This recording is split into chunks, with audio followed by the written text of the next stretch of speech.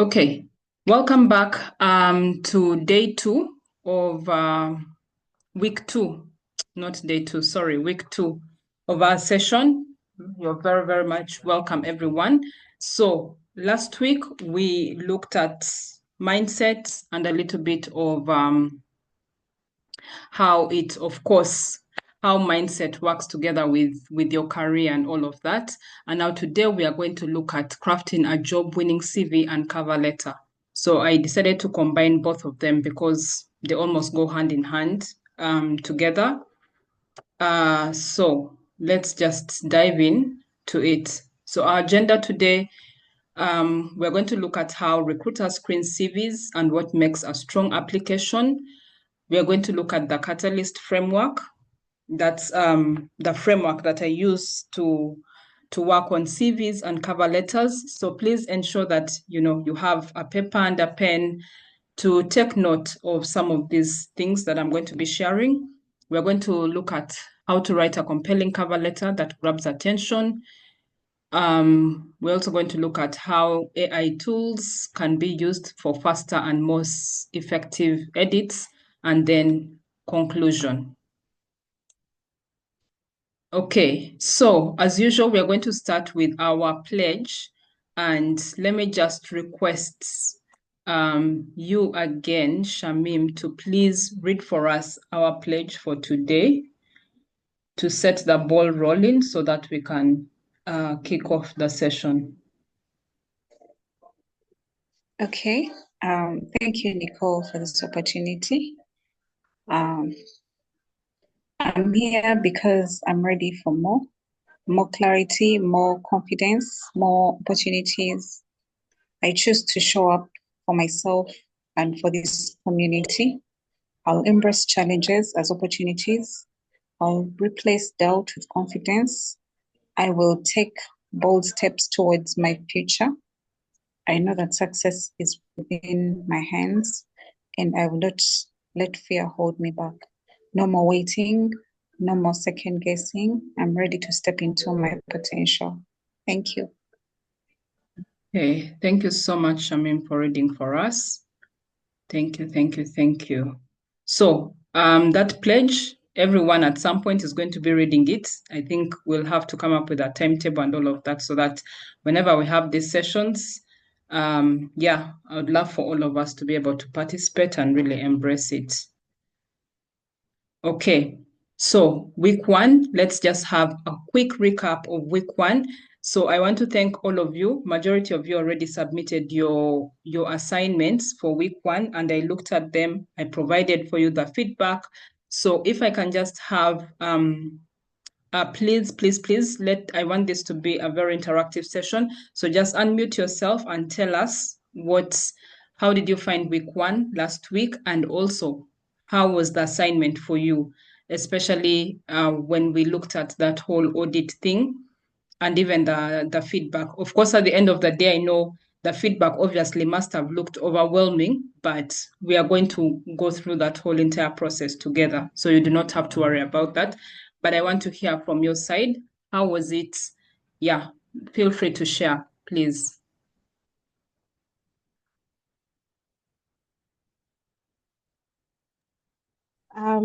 I can go first. Yes, Rachel. Yes. Hello, everyone, and a good evening to Nicole. Thank you so much. One, personally, it felt so scary, to be honest, when I think the hard truth, first of all, it was like the moment of truth. So there was that pain of, but there's a truth of this is where I'm at. To fit skill wise, to actually really know that as much as we have been looking for these jobs and everything here and there, but there was a big gap. Probably I had to, to fill up. So which was so much challenging, and I felt so challenged so much when I was filling the audit, and I told myself from where I want to be and what I actually have, it felt like out of a scale of say 100, I was at maybe 10% or even not more than 50. Yeah, in terms of the skill set for where and the dream jobs that I actually was dreaming of wanting to get, or even those that I've actually applied for. And then I would be complaining, they're not giving me feedback, they're rejecting, but probably maybe because I didn't have the required skills that they actually really wanted. So for me, it was really challenging, but that painful truth that you actually have to receive. Yeah. Wow, wow, wow, wow. Thank you so much for sharing, Rachel. And what was your key takeaway from last week's session?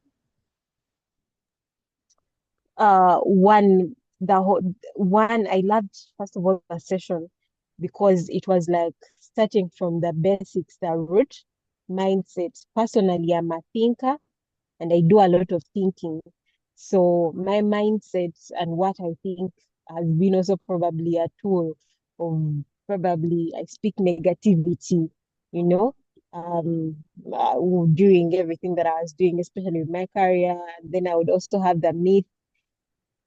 Goodness, it was an eye opener for me that I need to stay actually positive, but be cautious about what I say.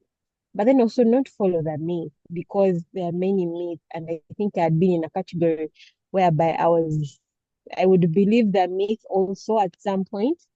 So yeah, for me, it's just a whole session of mindset and clearing your thoughts, but then also the myth that we actually always and are so common everywhere about the job situation in Uganda. Yeah. Wow, wow, that was deep. Wow, thank you so much for sharing, Rachel. Any other person? Elizabeth, please feel free to share with us. How did you find the assignment? How did you find last week's session?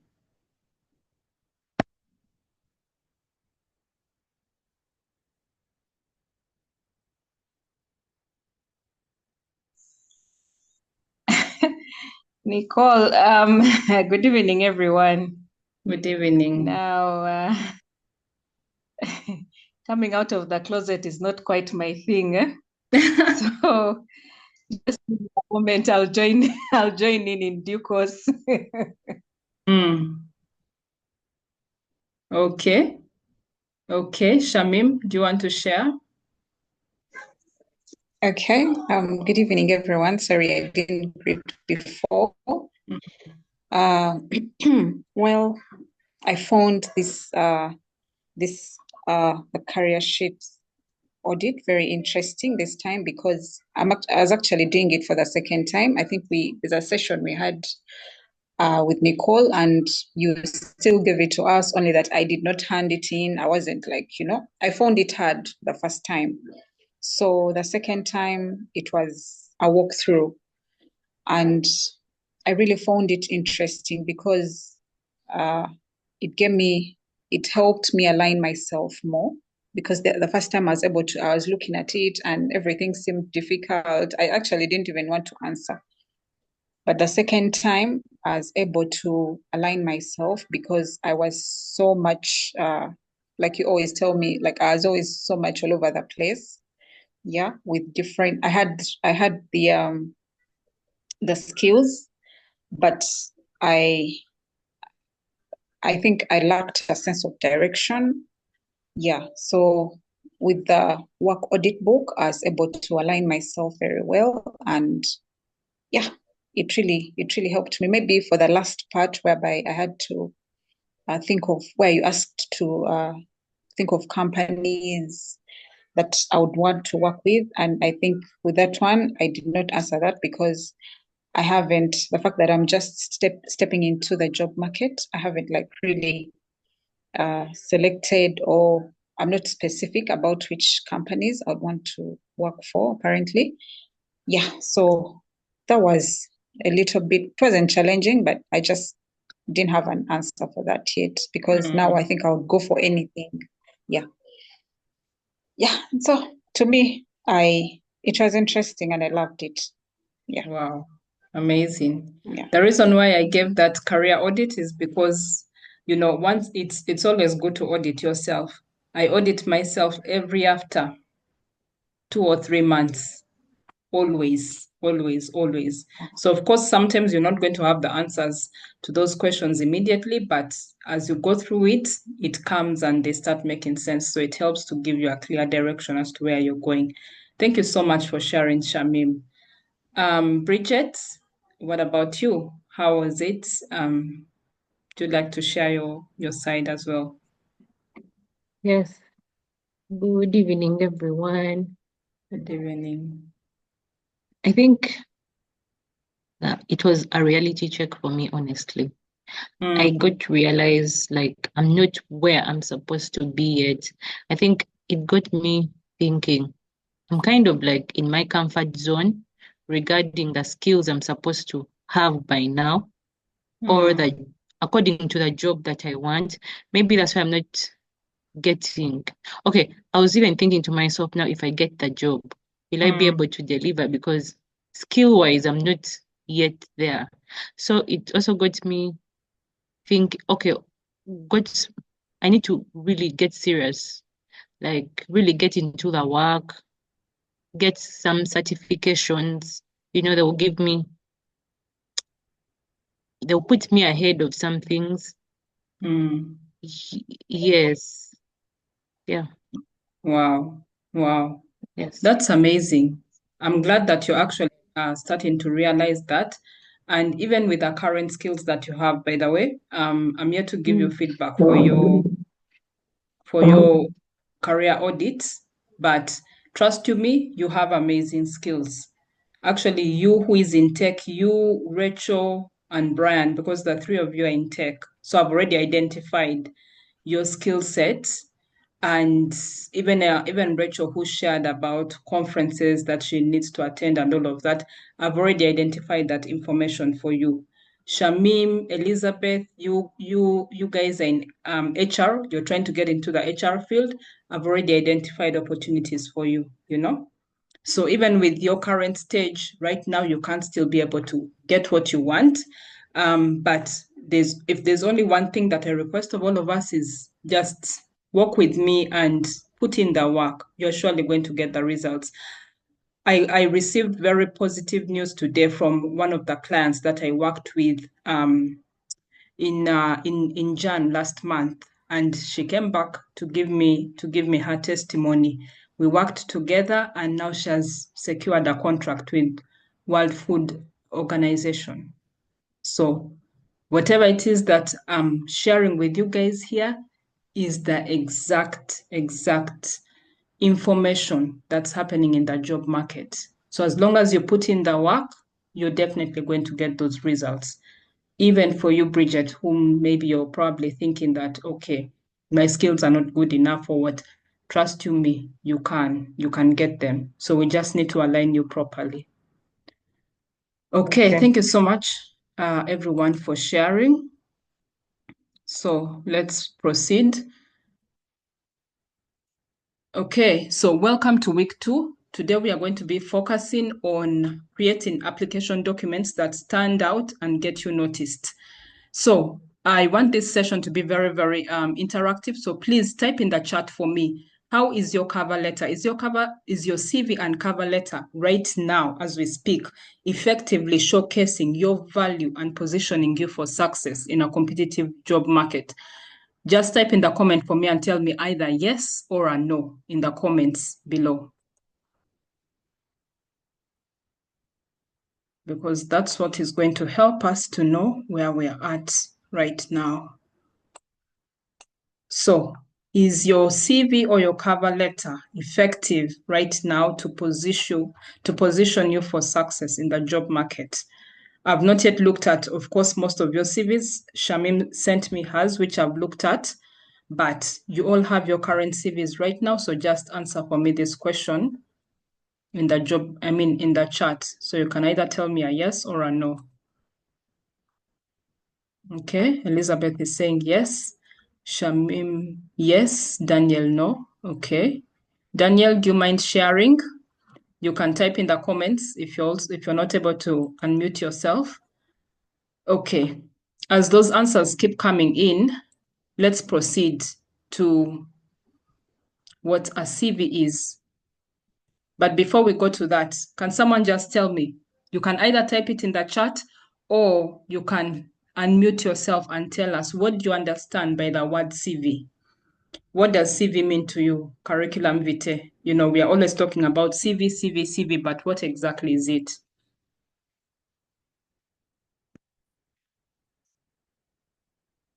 What exactly is a CV? What do you understand by it?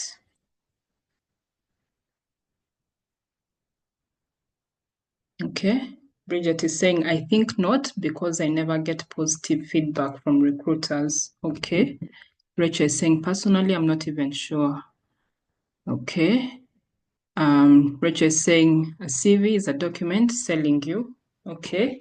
Any other person? Do we have any other definition from anyone else? Feel free to unmute as well and tell us. I think a CV is like a document showcasing your skills and your abilities for given job, for given kind of job. Yes. Okay. So why do you think it's even important? Like, why do we even need to have it anyways?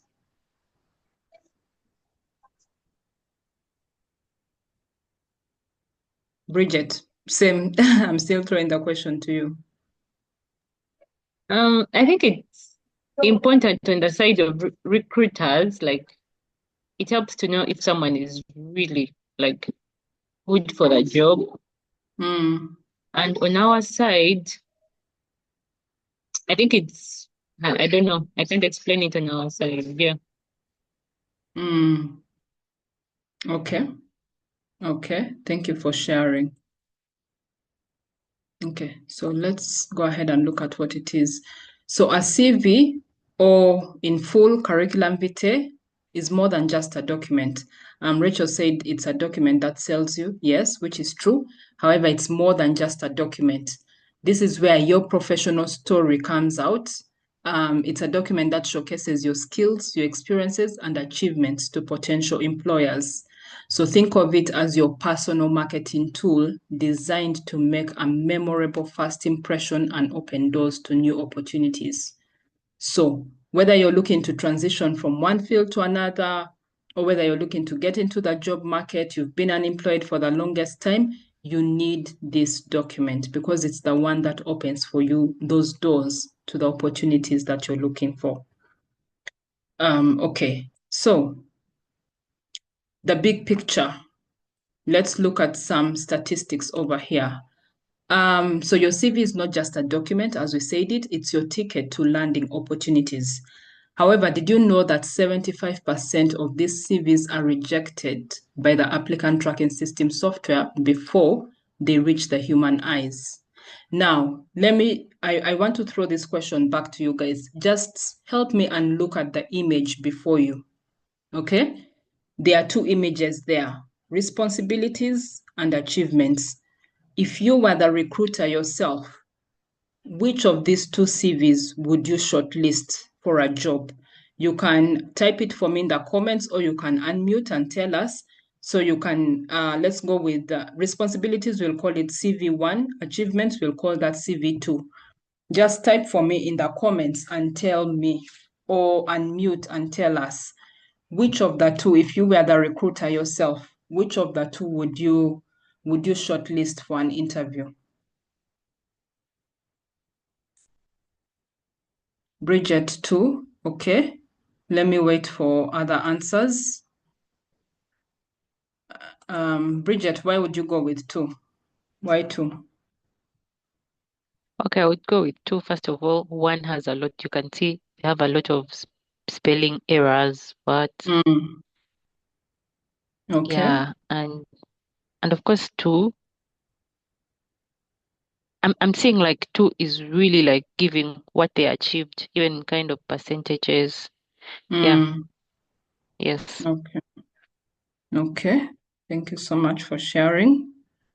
Let me see. Rachel is also saying CV number two. Shamim, is it you who has said number one? Tell us why you think number one. I think you typed 2 and then again you typed Okay. 1. Yes. Yeah, I had to change. But then, okay, the words are not like so clear to me because I'm using a mobile phone. They're really tiny. But then Mm, why I would go for number 1 is mm, because of late with the ATS friendly CV, it should have the bullet points, not mm. the how do you call them? Like Yeah, those are the icons. those are the icons. Yeah. So Mm, that over decoration is the ATS cannot detect it. So that's why I mm, changed to number 1.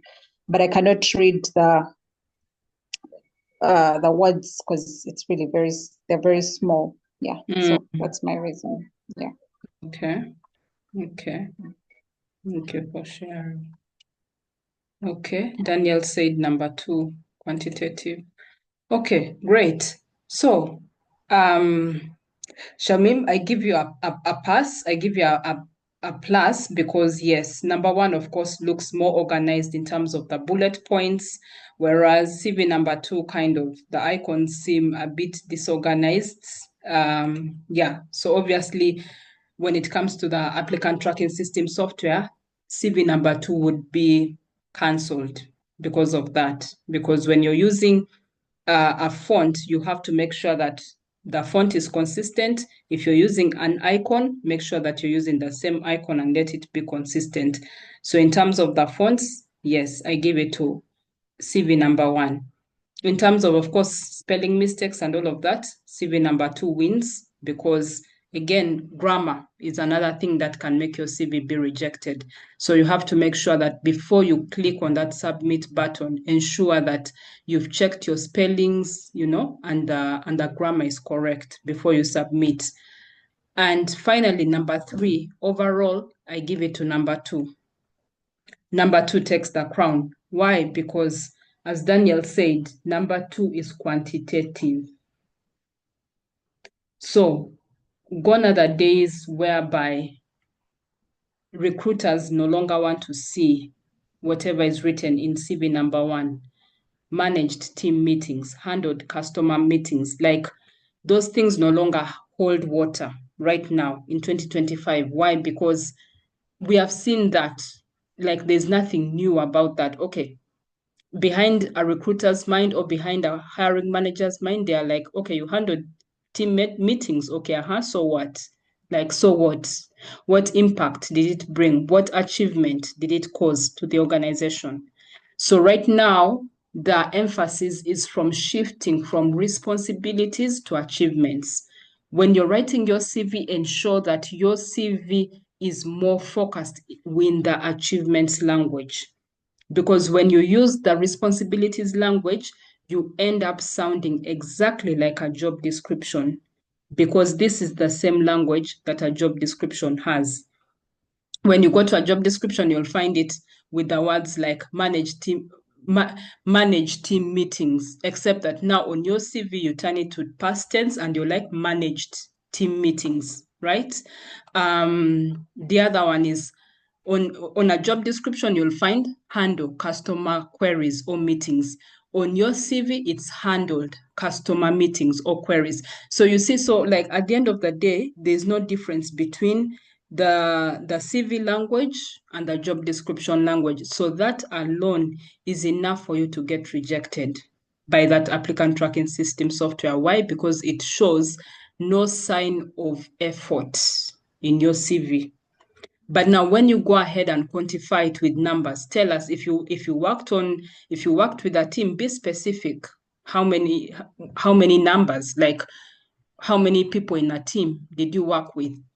And what was the result? What was the impact? Did you lead to increase of revenue, or did you reduce for the organization? What problem exactly did you solve? That's what they want to look at. Anything that is just plain and dry does not cut through right now. Rachel is saying, how do we measure? It's been my biggest issues, or what metric is used to attain those percentages? So basically, Rachel, for example, now in your field of of IT. Let me say you're dealing with maybe, what example can I use? Let me say, for example, you're dealing with handling maybe software development. You're working on app installation and things of that sort. So if you're working on app installation, be specific. Tell us, what kind of app did you install? If there were very many apps that you were installing for the client, what was the number? After you installing those apps, maybe for the client, what was the result in terms of what did that app do to assist the client? Did it come in to solve a problem for the client that he was having before you came in to assist with that app?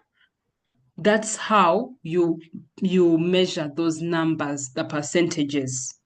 So you have to be very, very keen. If you're working in customer care, for example, that one requires you maybe to talk to clients. You're resolving their problems on phone. So in your CV, you're going to tell us how many clients were you talking to in a day, in a week, or even in a quarter. How many? Be specific on that number. How many clients' queries did you resolve? What was the issue? After you talking to them, how did you help them resolve that issue? That's how the percentage comes about. If you helped maybe 20 of them in resolving whatever issues they were dealing with on phone, then you're going to tell us something like you resolved customers' queries maybe by 20% increase. That led to reduced time within 24 hours. Something like that. That's how the numbers come in. Are you getting my point, Rachel? Is it making sense? Am I answering your question? Well, I think they still really confuse me when we get to trying to calculate, because I thought maybe there No, is you don't calculate. probably out of, you just estimate. Mm-mm. Because Mm. there is someone I interacted with, and I used to indicate percentages of all I resolved, for example, tickets at a rate of say 20 or 80%. And then this person told me, how are you going to prove that if you're asked to prove the 80%? So when I thought about it, I'm like, okay, so because I told them probably counting or telling them the numbers. And so the person was like, you have to be able, when you include a figure, you need to be able to prove and say, I don't know, use maybe some metric to prove. So that's why I said it has been my challenge. Yes, I'd seen and I'd been advised earlier that, oh, you need to include percentages and your performance rate, but I didn't know how to put it in my CV because I was scared of what if they ask me, can you prove to us how you go to the 80%? And I wouldn't know how to get that yet. Okay. We shall get to that later on this week.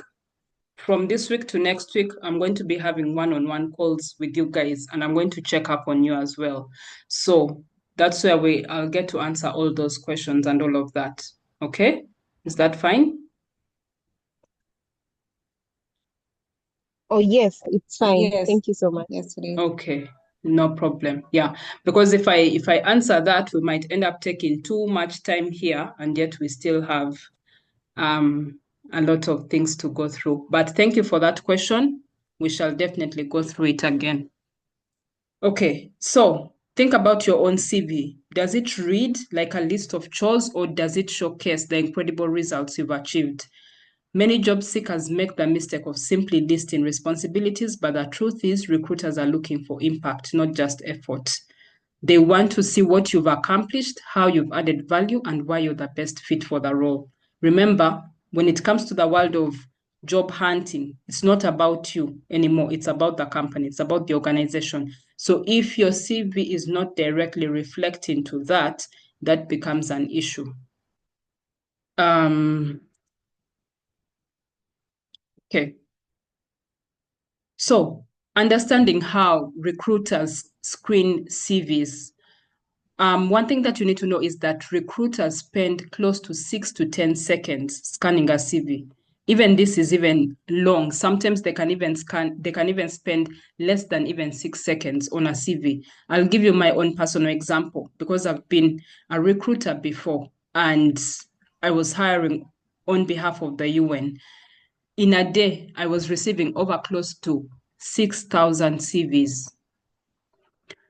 Best believe that I was not spending the whole entire day looking at one CV. The moment you submitted your CV for a job, most times recruiters don't look at your whole entire CV. They look at the first third of your CV, from where your name begins from to somewhere halfway where your first experience section starts from.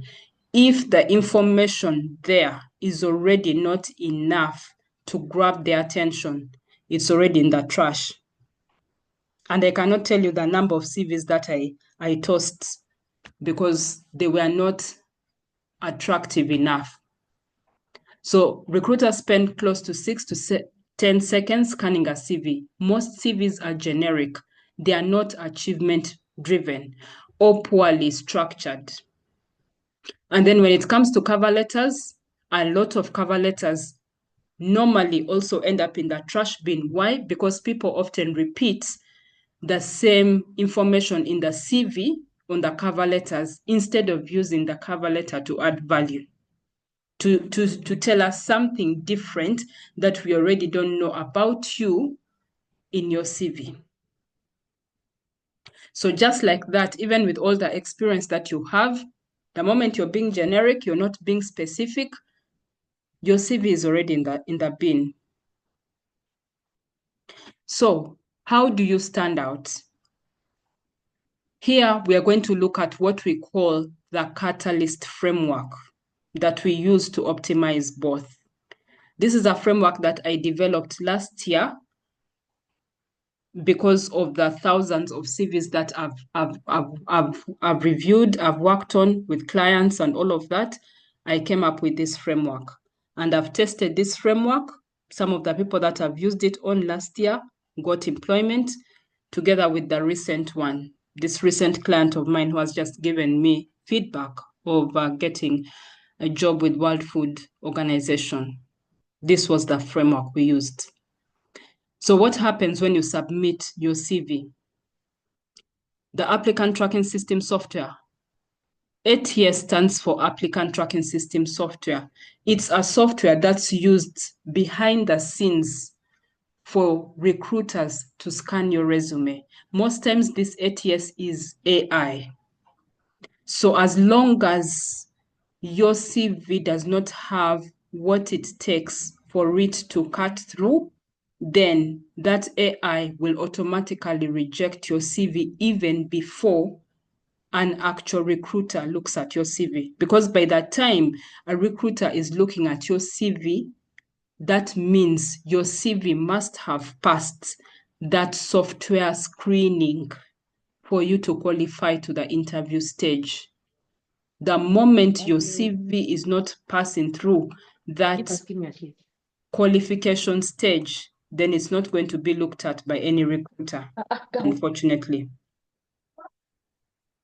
So 75% of CVs are rejected before reaching a recruiter. Why? Some of the reasons are they don't have missing, they lack missing keywords. They don't have the right keywords that the job is looking for. Number two, the other reason is improper formatting. Some people don't care about the grammar. They keep using different grammars, different tones. They have so many mistakes on their CVs, too many color fonts. Those could be some of the reasons why your CV is getting rejected. Another thing that you also need to know is photographs. Photographs largely depends on location. I'll give you this as an example. If you're applying for a job in the US, for example, and you submit a CV that has got your photograph, best believe you're going to be rejected. Why? Because those kind of markets are biased. So when you submit your CV with a photograph, you're most likely to be rejected because someone can decide to just reject you based on how you look. So if they feel maybe you don't look good for them, they'll reject you. So countries like US, Canada, UK, they don't go hand in hand with photographs. Whereas if you're applying to jobs, for example, in countries like France, Italy, Spain, Netherlands, Denmark, they'll want you to submit your CV with a photograph. Because if they don't see a photograph on your CV, they'll reject you. Why? Because you're a stranger. So they'll wonder, okay, who is this person exactly? They need to know who you are. So you have to make sure that you're submitting CVs according to where necessary. In Uganda here, most of the times, I always also encourage you to go with CVs that don't require your photographs. Just make it simple, plain, easy, no photograph. Because the most important thing is your information. Another thing that can make your CV also to be rejected is location. If you're applying for a job, maybe let's say, for example, maybe let me give an example of a remote job, and they are looking for people based in the US. And you know very well you're not in the US. Why should you put your location there? Because the moment you put your location, you're going to be rejected. Why? Because you do not exist in the location where the client is looking to hire someone. So that means you're misplaced. They put Mbarara Ishaka.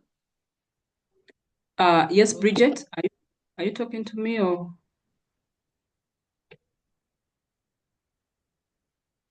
Okay. So these are some of the things. The other reason could be irrelevant content. A lot of people like overcrowding their CVs. Mbarara. Bridget, could you mute, please? Oops, sorry. Yeah. Okay. So the other reason is irrelevant information.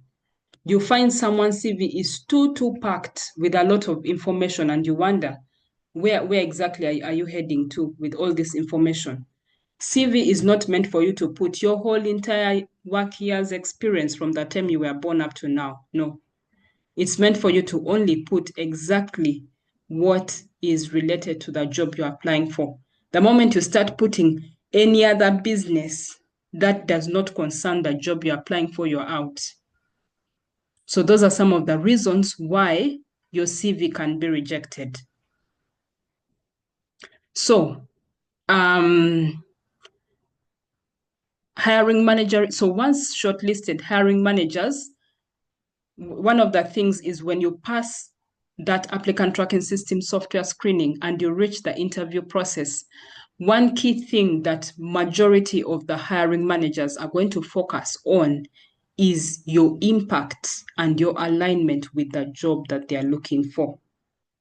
So as long as your CV does not screen any of those, just know you are misplaced. Okay? So here, I want to introduce to you guys what we call the Catalyst framework. So the Catalyst framework is the foundation of our session today. It's a step-by-step method designed to help you craft a CV that goes beyond listing tasks. It creates a document that showcases your career story, communicates your unique value, and positions you as the best candidate for the job. So what is Catalyst? The word Catalyst, what does it stand for in full? Catalyst, the first C stands for clear career focus. That's the reason why I gave you guys that audit, because you need to be very, very clear with your skills, with your career. Because if you're not clear, then it also becomes hard for me to help you, point you to the right direction. You need to be very clear. So all your documents need to be really clear. A stands for achievements that matter. As we have already seen on the two types of CVs, we have seen the responsibilities type and the achievements type. Which one are you falling under? As we have already mentioned, you need to shift from responsibilities to achievements. Start writing your CV more in an achievements-based format. T stands for targeted keywords. We have already looked at one of the reasons why recruiters reject CVs is because they do not have the right targeted keywords from the job description. A is alignment with the job. A lot of the times, so many people pour a lot of information on their CV and they end up going overboard, and you're doing too much. So the moment you have too much going on your CV, just know you've gone off board, and that means you're not in alignment with the job. Most of the times, someone who is having between 5 to 10 years of work experience, I'll tell you this for free, you're supposed to be having one page, not even two, but one. From 0 to 10 years experience, 1 page. If you're having 15 years and above, that's when you qualify for 2 pages max. Anything beyond that, you've gone overboard. You've misaligned yourself. L stands for laser focused design.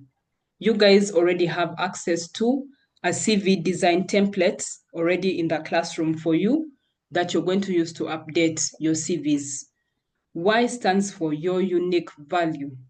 What differentiates you from the rest of the people who want that same job?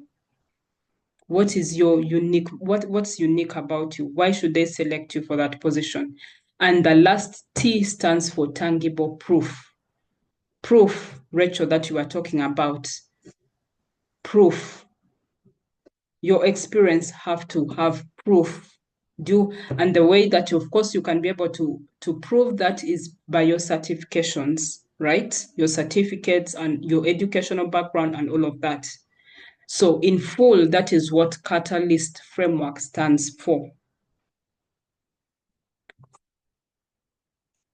Okay, so if anyone has any questions, feel free to drop it in the comments. I'll get back to you later on. And if you have any other question and you want to ask, feel free to also stop me and unmute at any time. So now that we have looked at what Catalyst framework stands for in full, we are looking at CV optimization. How are you able to optimize your CV using the Catalyst framework?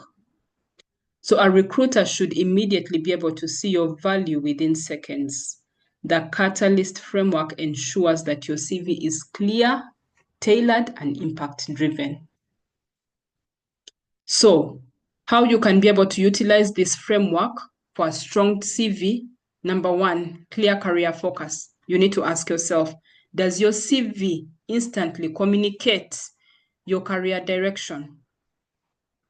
And the best way it can be able to communicate that is by the summary. That first paragraph you put on your CV next to your name, your summary.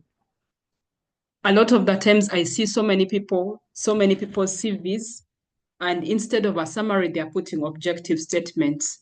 Some people put profile, personal statement. As much as there's no issue with those, but right now in 2025, your CV should not be having those things. Refrain from personal statements, refrain from objective statements, and keep it to summary. Why? Because the difference between summary and all those other things, personal statement and the like, is that personal statements normally they are selfish behind the scenes of recruitment. Why? Because it focuses on only you as the candidate. I see so many CVs, sometimes people put in things like, I'm looking for a job that's going to help me to grow, that I can be able to contribute my skills to and whatnot. It's all about you. I. This is what I'm going to gain. But it does not clearly show exactly what you're bringing to the table for the client. Because even them, they also want to know what is in it for them. If we bring you on board How are you going to help us cut costs? Maybe we are having high costs that we are dealing with in some department of ours. How are you going to help us cut costs? Or how are you going to help us increase costs or make more revenue? Because any organization out there has two main goals: to either cut costs by reducing people's salaries, or to help them make more money by maybe even getting more partnerships and the like. So how are you coming in between those to help them create an impact? That's where clear career focus of the Catalyst framework comes in. A, achievements that matter. Does your CV showcase measurable results instead of job duties? Take a look at your CV right now and analyze it. If your CV is having that version that we have seen in the previous slide under responsibilities, then that means it has not ticked this box, because it's not showing those measurable results. The only way you're going to be able to show those measurable results, as Rachel, you were asking, is the numbers. So even if someone asked you to calculate, I don't know what and what have you, you still have to use those numbers. There's no way in this day, age, and era you're going to avoid having a CV without numbers.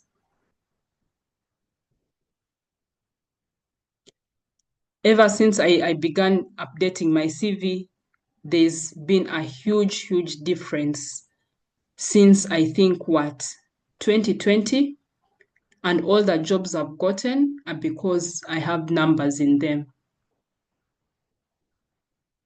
T, targeted keywords. Are you using ATS-friendly keywords from the job description? If you're applying for, let me say, a marketing role, and maybe in the job description of that marketing job, they are looking for someone who has got experience in maybe social media management, for example, TikTok, LinkedIn, whatever those social media platforms are. And now you're applying for that job and your CV does not have those keywords, then it means you're misplaced. Because what's going to show that you're the right fit for that job? You don't have the targeted keywords. So why should they hire you? There's nothing clearly that aligns you with them. So you're misplaced.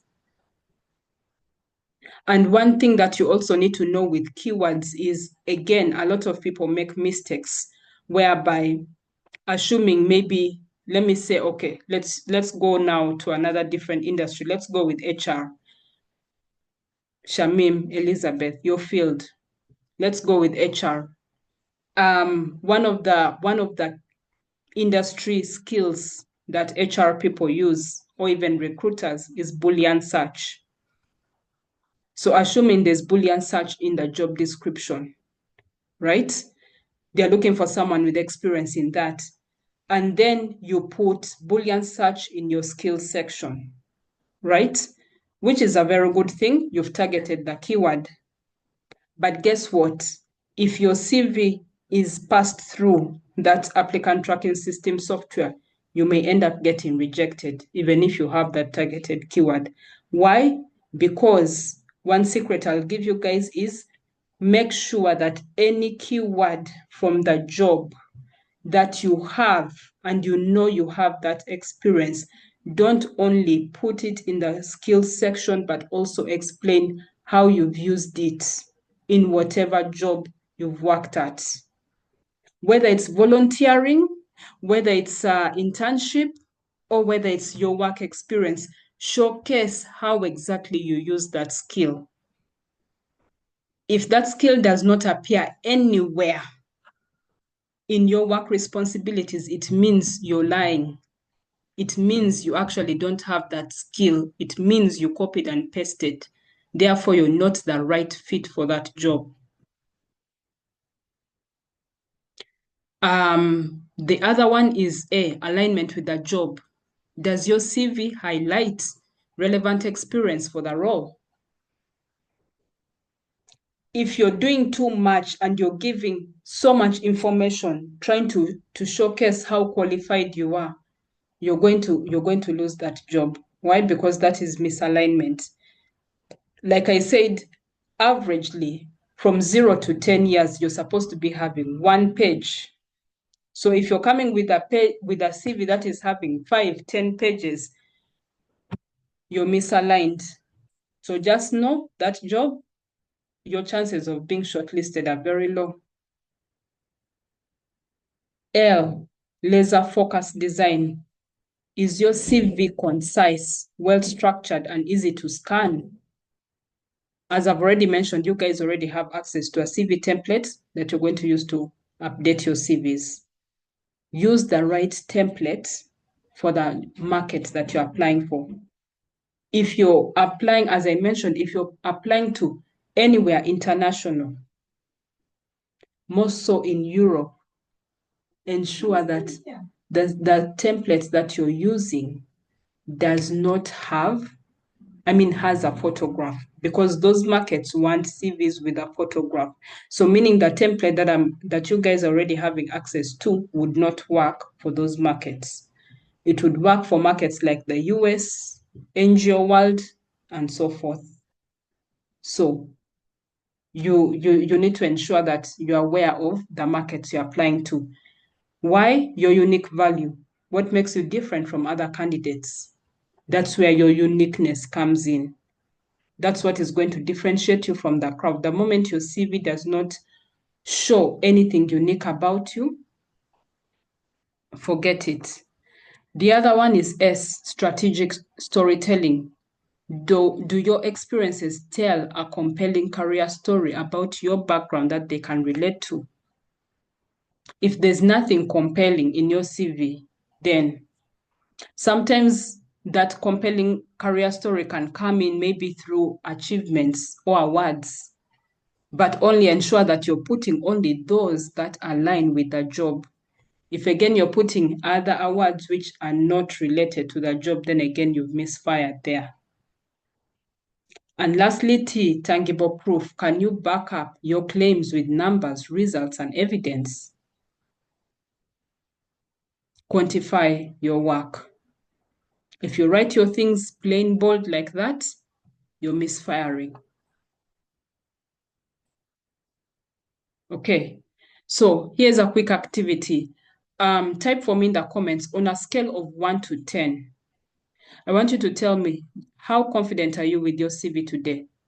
1 to 4, it needs major improvement, which is structure, clarity, or content. 5 to 7, decent, but could be optimized further. 8 to 10, strong and targeted CV that effectively markets your skills. Type for me in the comments, what scale are you on?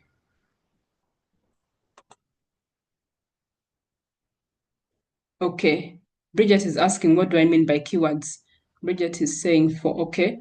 Bridget, like I said, keywords are words, are specific skills that are found in the job description. For example, if you're applying maybe for your field of IT, what can I use? Probably, let me say Python, for example. You're applying maybe for a software developer role. And in that job description, they are looking for someone who has got experience using Python as a skill. So Python is already a keyword for you. That means you need to include that in your CV to align yourself with a job. And like I said earlier, do not only include Python in your skills section, but go ahead and also explain it in your work experience section, in whatever company you've worked at, and you know you used Python, go ahead and explain exactly how you used Python as a skill. That's what I mean by targeted keywords. Okay? I hope that answers your question, Bridget.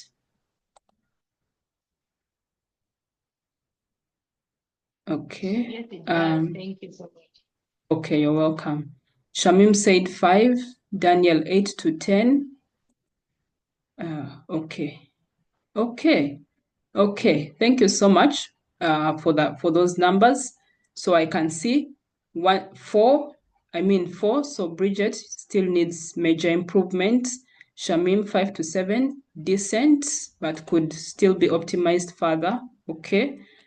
And 8 to 10, Daniel. Okay, strong. Okay, that's good. Elizabeth, 6. Okay, Elizabeth also falls under decent, but could be optimized further. Okay, great. That means we are not too badly off where we are right now. Okay. Okay, that's good. Okay. So let's look at transforming your CV from tasks to achievements. So here we are trying to move. Your focus should be moving your responsibilities-based CV to a responsibilities-driven CV. Don't mind about the mistakes on that other picture. It has a lot of mistakes, but anyway. So most CVs, for example, are going to look like the first CV, the responsibilities CV, CV number 1. It's going to have things like managed a sales team, organized company events, handled customer inquiries, those generic responsibilities and tasks, which we have already said, there's no difference between you and the job description when you write your responsibilities in this language tone. So what do recruiters want? Here is a simple formula. Recruiters want your action plus your task plus the results in order to get your transformation. So if you use the Catalyst framework before, your answer will look like this: answered customer queries. That is when, you're writing it the responsibilities way or the task way. But now when you use that Catalyst framework, as we have already seen what it is in full, it's going to change your answer from this to this. So here on the after, your answer is going to change to resolved 50 plus customer inquiries daily, maintaining a 95% satisfaction rate and reducing response time by 20%. You can already see that answer has already changed from the first one, that before. So here it's not enough for you to just tell us how many customer queries you answered. Be specific.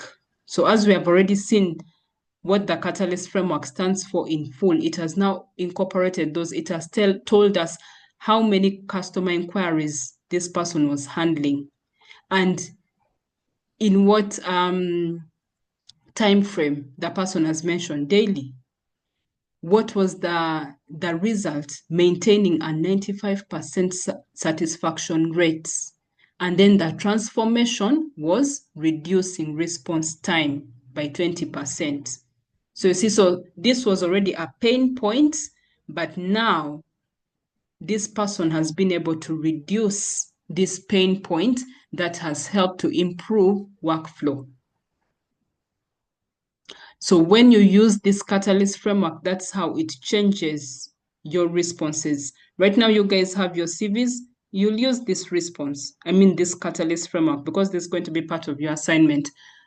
I want to see the before and the after.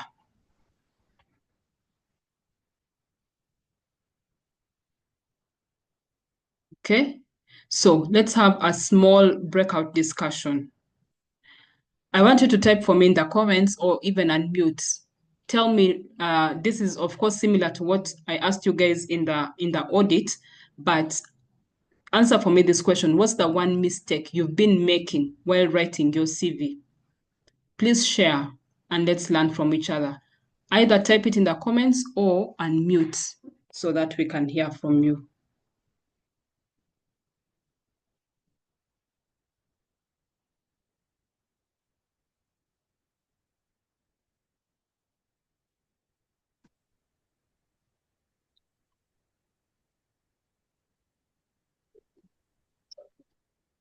Hello. Yes, hello. Yes. Oh, finally you've managed to unmute. No, right now I'm using my laptop. Okay. I'm home, so I'm using my laptop. Okay. Yeah. One major challenge I I faced in designing my CV is the issue of quantification.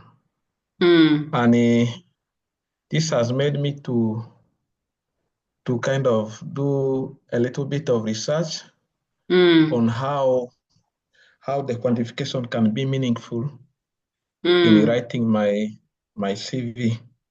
So basically, from my research, now it's clear to me what I should play up with if I want to quantificate any of the results I've achieved. There are mainly three areas where you can see an impact if you are looking at, for instance, NGO world. One is the area of saving. That is how much money you are able to save. This may not be only on program, even for other operation like HR. If you're able to negotiate a reasonable salary, I think you should be able to know if there, for instance, if the salary is 10,000 and you're able to get a staff at 9,000, you have already saved $1,000, which is an achievement, and that money can be used for something else in the program. Also, in the saving, in terms of program, when you have risen, your program budget is say 1 million, you're able to effectively implement the program using 800,000. Then that bit of balance which remain will be saving. Saving can also be in terms of human resource, that is time of staff. For instance, for our IT colleague, if there's a process which usually take long for a staff to finish an activity, and for instance, nowadays meetings can be organized through Zoom and so on. If you're able to support staff to do meeting on Zoom instead of going to pay for hotel bill and so on, and also the transport cost, those are all saving which can be quantified. So one of the area I looked at is in terms of saving resources. Resources can be in terms of money, people's time, anything regarding a program or a project. And then the second aspect is looking at the efficiency. In the efficiency, for instance, if you are managing people, people have to be effective for them to be able to deliver. And this can be in terms of motivating them or involving them in decision making. This can make your team to be highly effective or agreeing on what to be done at a particular time. This can make your team so effective.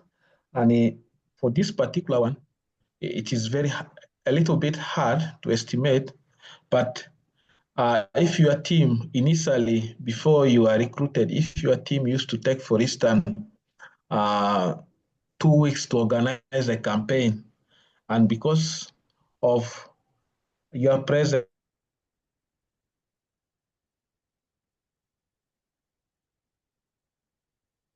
weeks, they're able to do it in 2 weeks, then the efficiency of the team have also have actually improved.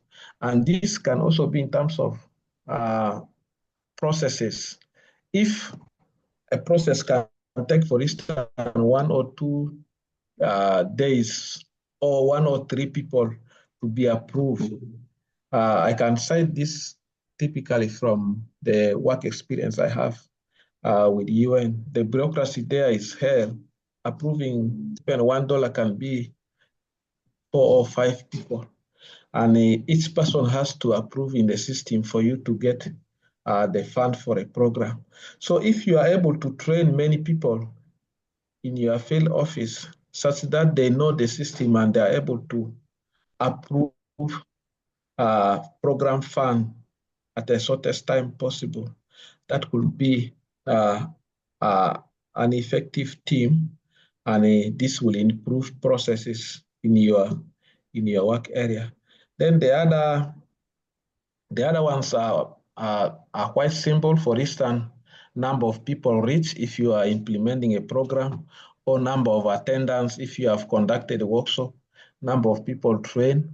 But of course, this can, after training the people, you should also tell what happened after the training. That is the impact. That's briefly how I have managed to improve my CV in terms of quantifying uh, the activities I've achieved. It has been difficult initially, but now I'm really confident and it is somehow easier for me to do.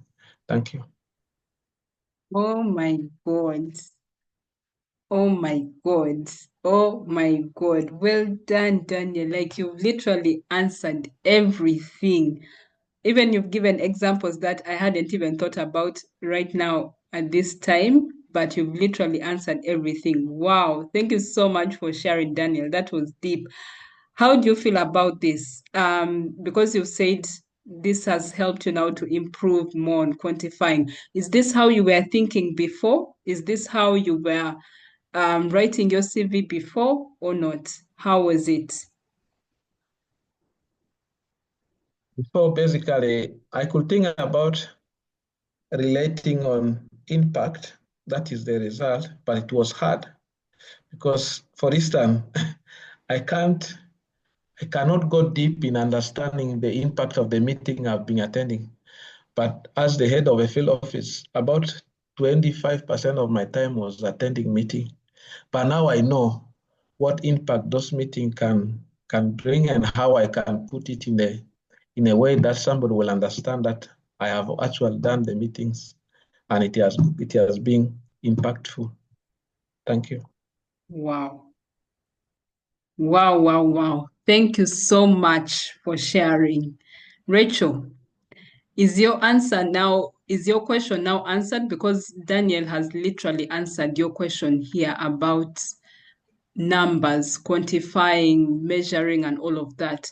The way he has brought out that explanation and showed us how you can be able to make impact, like he has literally covered the whole catalyst framework, how you're making impact in the organization, what's making you valuable. Because as he has talked about those different aspects of saving, those are things that organizations value more. Those are ways that you can be able to quantify in your niche, in your background. So whatever background you're in, whatever your skill is, your career is, you can be able to quantify it. Rachel, does his experience ring a bell for you? Does it make sense for you now? First of all, when he was explaining, I was like, okay, now how do you know the finance numbers? How do you know that when you reduce probably the finances or you save the company, probably that percentage? Yeah, but I think I just need to probably dig more and do more research. Like now, where I started from, that he did more research and he got more detail on how to actually quantify, how to quantify his achievements.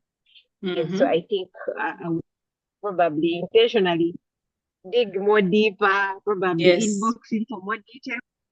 Yes, and maybe he could help me. He could help me on that part even. But to answer also partly part of what to answer the mistake.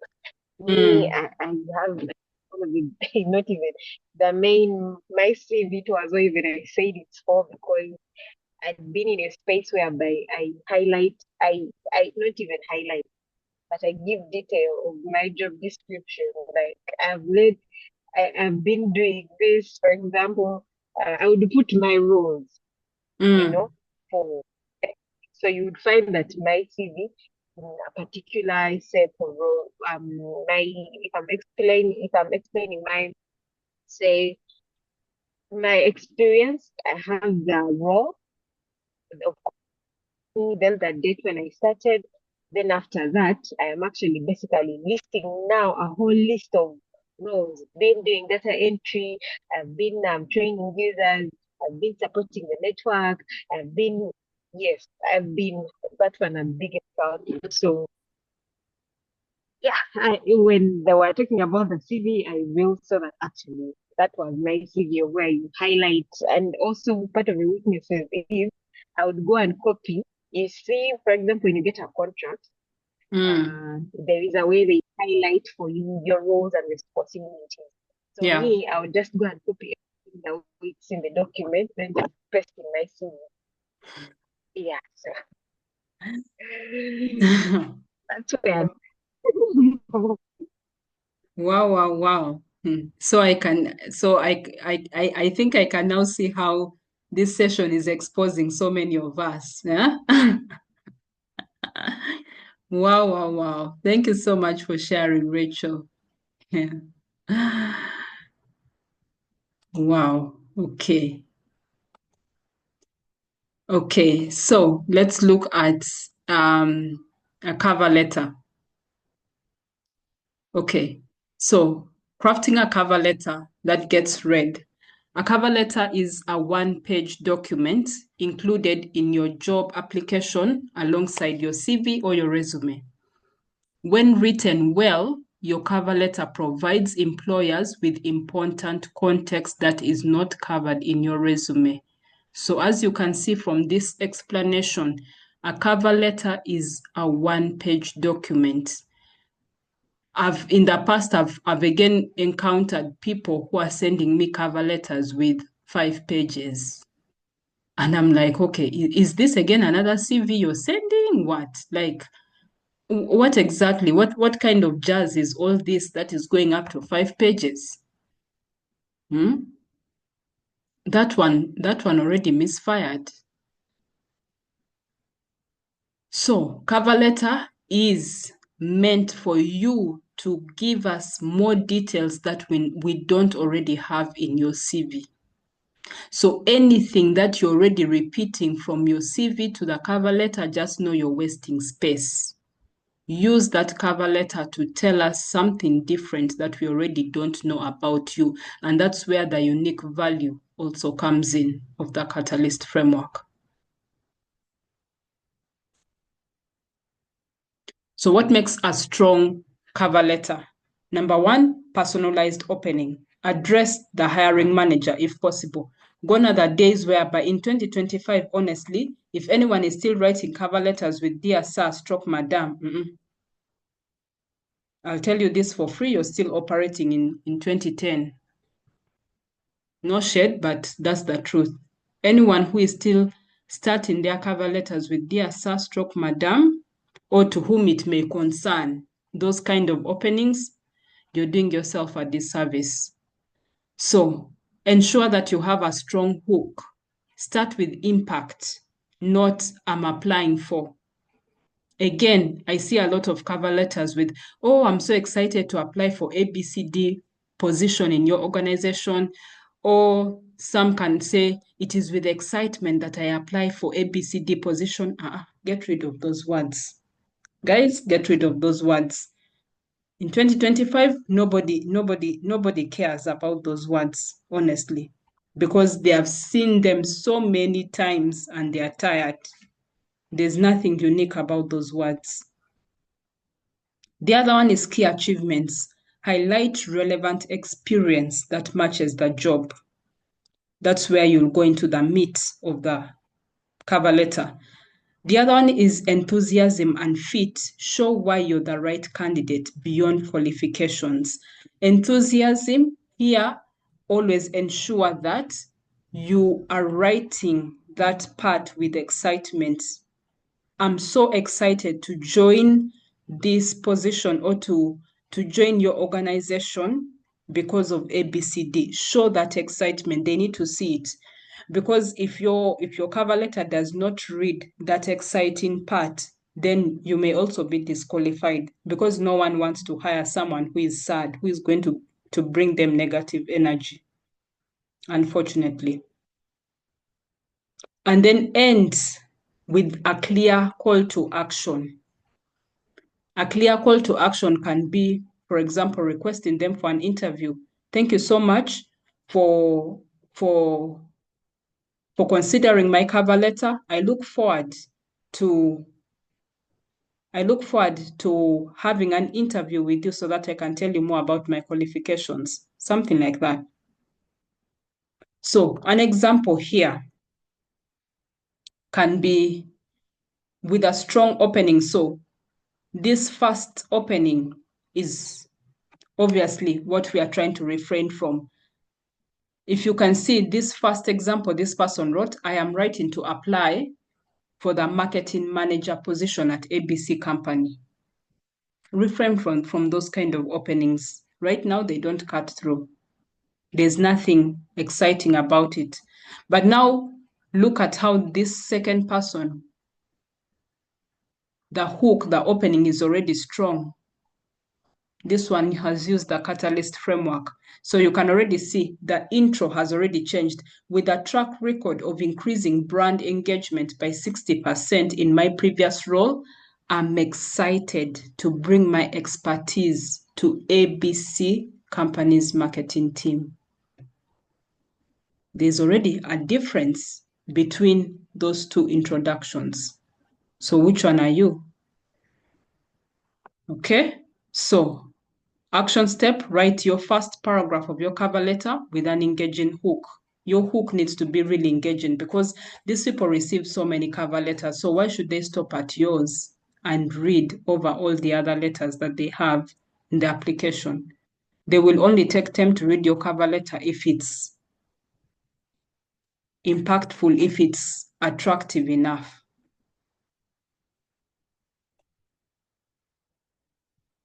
So here, how does the Catalyst framework work even for cover letters? The same thing, clear career focus. What it stands for, start strong with your career vision and how you fit the role. That's why I gave you guys that audit. From that audit, always continue to revise that audit, guys. It's not just a one-time thing, but it's for you to continuously know where you're heading to. If Shamim, I'll request you to please go back, do your research as much as you want to get into HR, but do your research and be specific, know the kind of organizations you want. Yeah, and then fill that part. Because when you do that, it's giving you a clear career focus. You don't want to get into a new industry without a clear career path. Don't be all over the place. Wherever the wind blows, you also go. No, be focused, be firm, know what you want. Even if you're saying you want to work for the UN, put it there because you can get it. Achievements that matter. Use impact-driven examples to showcase value, such as some of the examples that Daniel has mentioned for us when it comes to metrics. Use those kind of examples. He has talked about how he was attending meetings, how he was able to contribute when it comes to saving and all of that. Use those kind of examples. You already have examples in your work experience where you created change. Use those to align yourself with a job. Targeted keywords include relevant industry and job-specific terms. Yeah. So, for example, if you're applying for accounting job, maybe one of the tools that accountants use, let me see. Okay, now I cannot really think, but let me go to logistics people. There's a tool that logistics people use. It's called Umoja. Tell us, use industry-specific terms. Umoja is an industry term for people in the logistics field. Tell us how exactly you use that tool. That way you're aligning. That keyword also is appearing in your cover letter. Alignment with a job. Explain why you're the perfect fit. You see now, cover letter is meant to showcase your alignment. It's not meant for you again to repeat what is already in the CV. So how you can align yourself is by using stories, just like some of those examples Daniel has mentioned for us. Use those specific stories and align them with a job. those are what are going to show why you're the right fit, because they're going to show, okay, this person actually knows what he or she is talking about. That means this person has really got experience in this thing. I think we need to invite this person for the interview.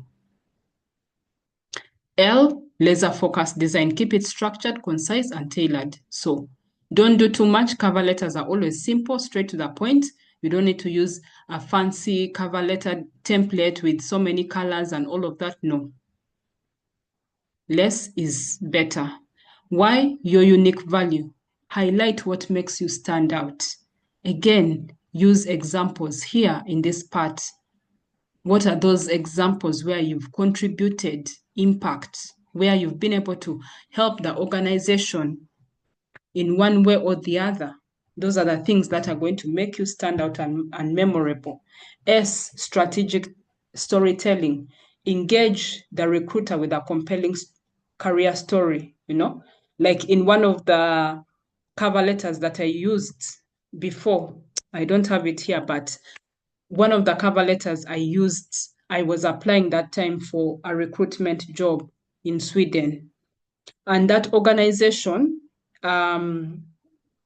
is in the field of e-commerce, and they use an app called Klarna.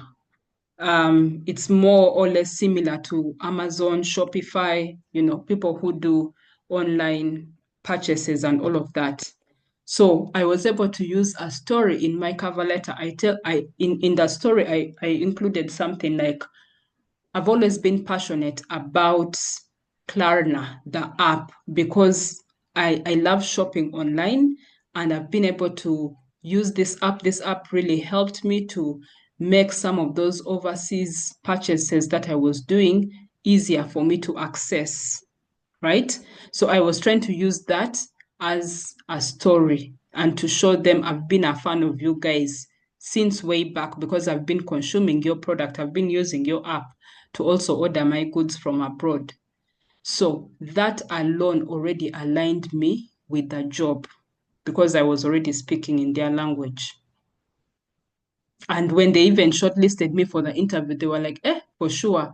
One of the things that made us shortlist you was the way you told us you've been using our app. We are surprised that someone in Uganda is actually a fan of us. Could you tell us more about it? And the conversation broke off from there in the interview. So use stories to align yourself with the organization. T, tangible proof. Support claims with data, results, and concrete examples. Again, numbers, metrics do not only end in CVs, they also cross over to cover letters. Because here, how are you going to back up your claims without numbers? So either way, whatever it is that you're telling us, whether you worked with a team, tell us the numbers. How many people were there in your team? How many meetings did you attend? So numbers as well cut through, even for cover letters.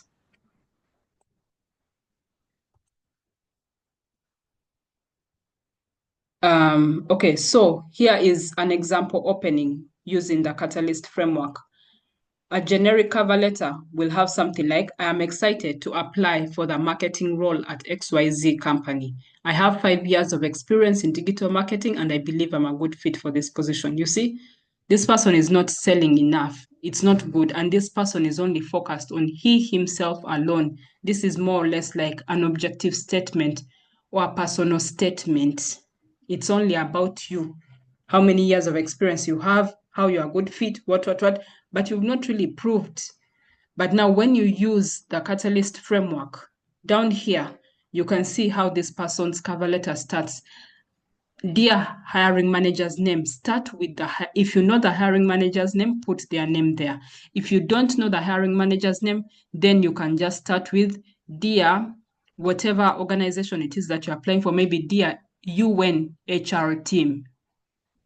Directly speak to the department, the hiring department.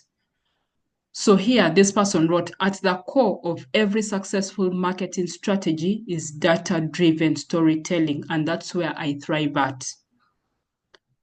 And that's where I thrive. At this person's previous company, I faced the challenge of declining customer engagement.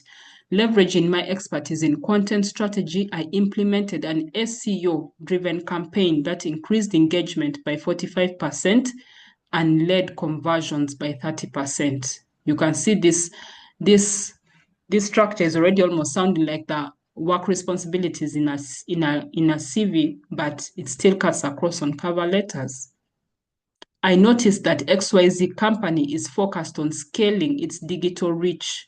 With my ability to align creative storytelling with analytics, I am confident I can contribute to your team's growth, and I would love the opportunity to discuss how my skills align with your goals. You see, now this person has already backed his claims. He has already showed us his unique value, what makes him unique, and why he's the right fit for this person.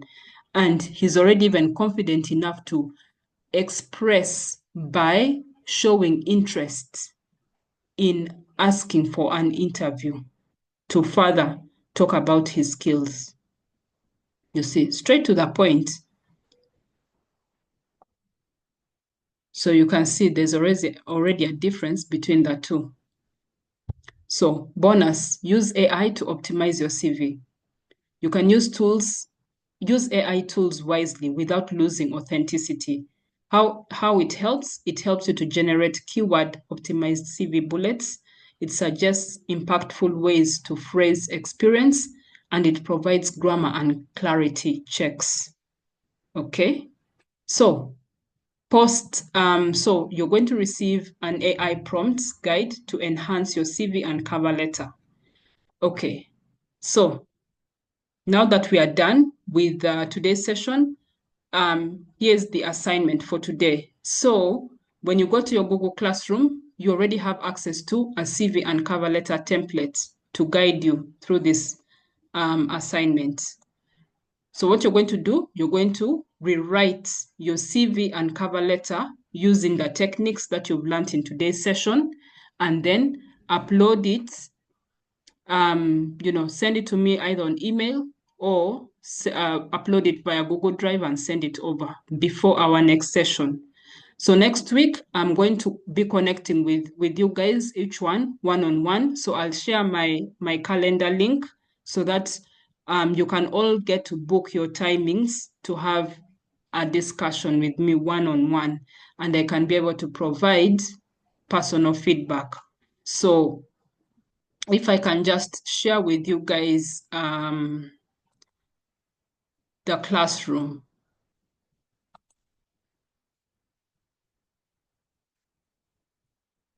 Just let me know if you can see my screen.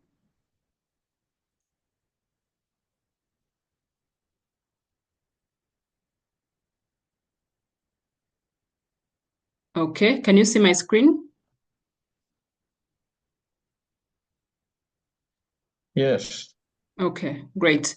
So I know this classroom is still new to some of us, but as you get familiar with it, it's very easy to use. So your assignment has already been given to you for this week. So here is the assignment. The instructions are already here, okay?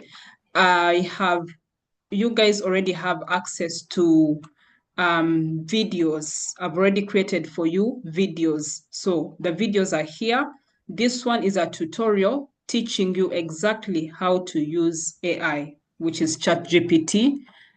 And then this one is for the cover letter, which is also going to teach you exactly how to use AI to update your cover letter with the Catalyst framework. So the templates are already here, the resume template and cover letter. So if you want to download it, I know some of you were having issues with downloading. So what you do, okay, why is it taking time to, let me see, let me try to, okay. Anyway, probably my connection right now is bad, but okay, this one has opened. So what you do when you open that, you come here to this icon, print. So when you click on print, it's going to take you to another page over here so that you can be able to download it. So the same process, you can be able to also download those templates that are already there for you. So what is this? This is a guide that has been created for you to use. So this guide has over 50 AI-powered job search prompts that I've created and I've used for my clients before and myself. So this prompt is going to help you exactly use the right words on artificial intelligence so that it can be able to help you properly update your CV and your cover letter. So I've already included everything, even for LinkedIn. We also have for LinkedIn and all of that, but right now don't focus on LinkedIn. We shall come to LinkedIn later on. And we also have emails that you can be able to send, to follow up and all of that. It can generate all those for you. So right now, don't focus on those other parts. Just focus on the prompts. Look for the section for updating your CV with the Catalyst framework for the CV and for the cover letter. Everything is already included for you in this guide. So just go ahead, check out that guide. It already has the information for you, and then the tutorials, the video tutorials are here. So this is where I showed you the practical way of how to do these things. I could not be able to show you on this call because then this lesson would be like really, really too long. But get time, watch those videos at your own time. They are going to show you step by step how you're going to be able to update your CV and your cover letter. So make sure that as you do this assignment, ensure that when you're submitting to me your finished work, please show both your CV versions. I want to see your before CV and the after CV. So that way I can be able to see the difference between the two. So when I have those one-on-one calls with you guys, I'll want to see your before CV and your after CV, so that we can see the difference. Right now, I don't yet encourage anyone to go ahead and apply for any job. We are going to get to the part of job applications very soon, but for now, we are still moving step by step. So let's first work on updating and polishing our CVs, our cover letters. And then soon we are also going to enter into LinkedIn, where I'm also going to show you exactly how LinkedIn can also be used to help you get a job, and another extra document that you're going to have access to when the time comes, which is going to be another alternative to a cover letter. That one takes you to another extra mile and helps you, go a bit harder, like in terms of making you stand out. So yeah, so that is the assignment for this week. So thank you so much. We have come to the end of today's session. If anyone has any question, any query, please feel free to unmute yourself, or even better still, just share your key takeaways for today's session and we can wrap it up. Yeah. Hello, Nicole. Hi, Rachel. Yes, so one, I really thank you so much for the highlights of today event. Each day comes with new challenges and new eye openers, but above all challenges and the hard truth, the bitter truth, sweet truth, but it's bitter. So that's where we are for me. And partly it scares me, and I'm like, hey, what have I been saying? Yes, but yeah, I like you said, I'm putting a pause for now on applying, because now even I'm like, I don't know even what I've been applying. So like you said, I'm pausing for now to do any job application. But then also I wanted to, before that, so thank you so much. I just wanted to appreciate you for that and for the time. Then I had a question that's to do with the cover letter. I see the one you had for the example.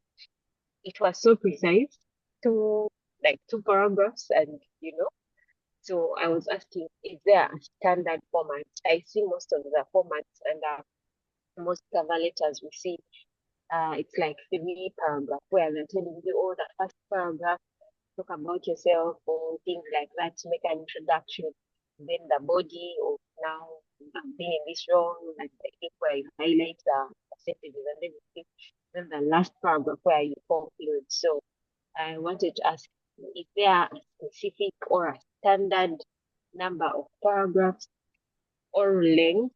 I've also seen other people's CVs actually, I mean cover letters whereby they were on 2 pages, which scared me and it intimidated me at some point, but I was like, mine is mine, so probably they have more words than I have, so I left it at that.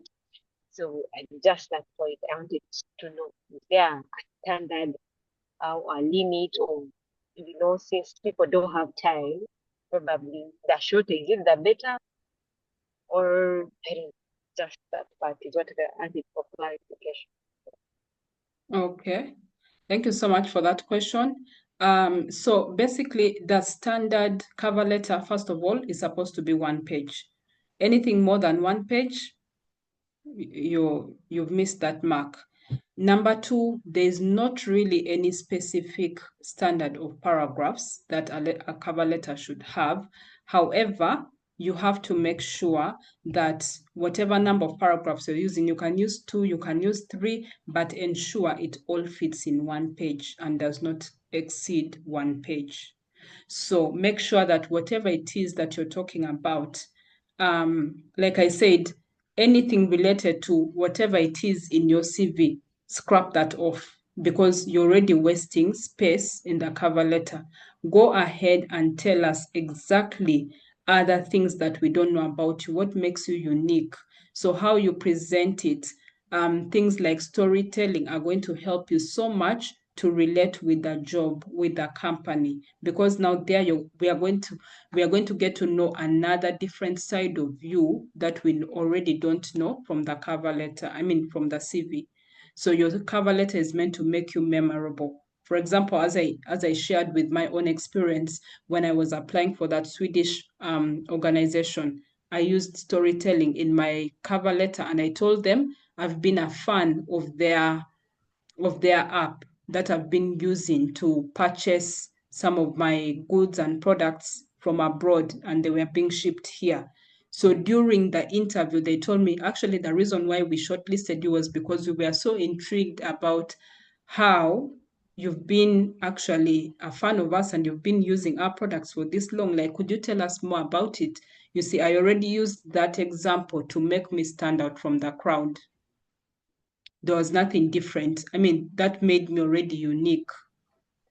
So cover letter is meant for you to tell whatever you need to tell using examples that makes you unique and the right fit for that role. Yeah. So any other business, I'm the right fit, this is where I'm applying for this job, refrain from those kind of sentences and go really deep, go strong and tell them exactly why you're the right fit. Does it make sense, Rachel? I hope I answered your question. Yes, thank you so much indeed. Okay, you're welcome. Any other person with any other question?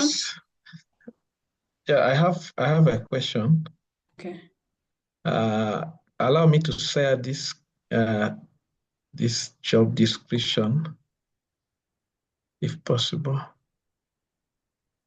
Are you able to see?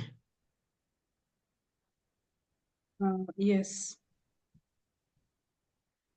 Are you able to see that job description? Not yet.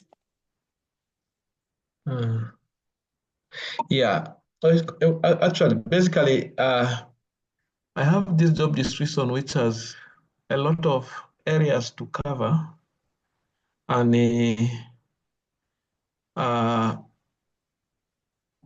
let me maybe just go directly to the job description. It has mainly 3 areas. One is a summary of the assignment, and then the responsibilities which were outlined, and then we have the requirement in terms of qualification, education and skills, competencies. I'm a little bit confused of what really to be put in terms of writing the cover letter. At least the CV is very clear. I can get the job description here and try to pick up the keywords and use the catalyst analysis to draw what can match with the job.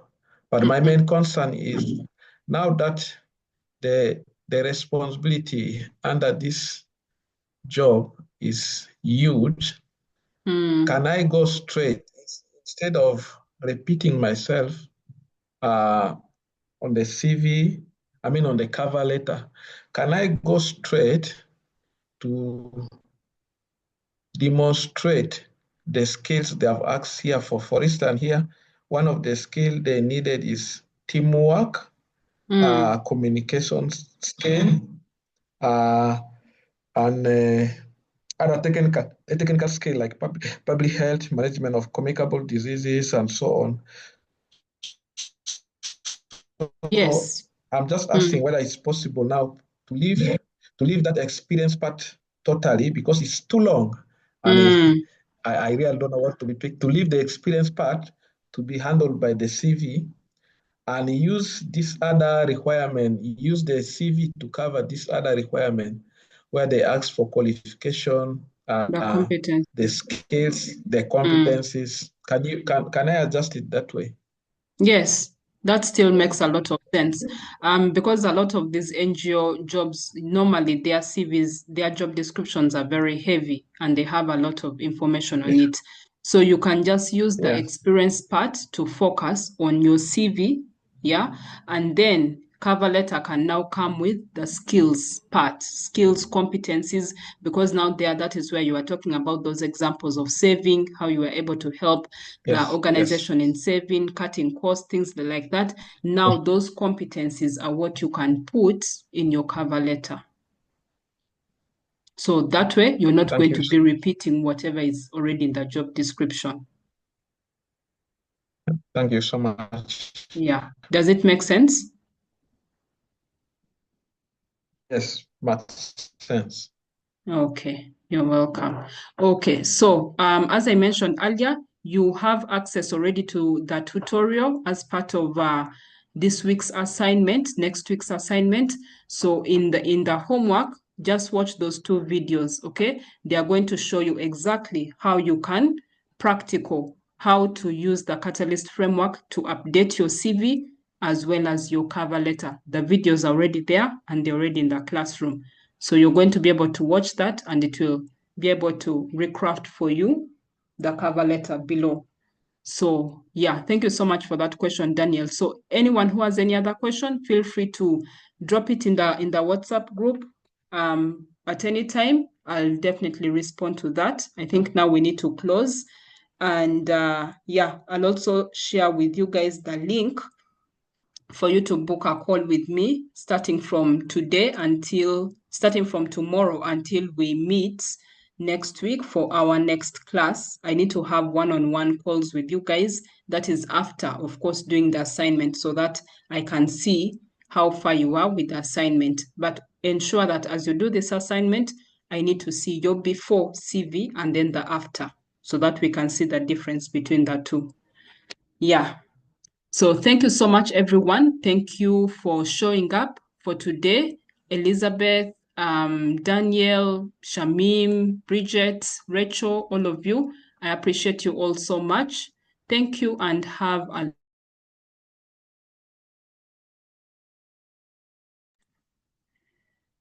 until we meet again next week. Thank you so much. Take care.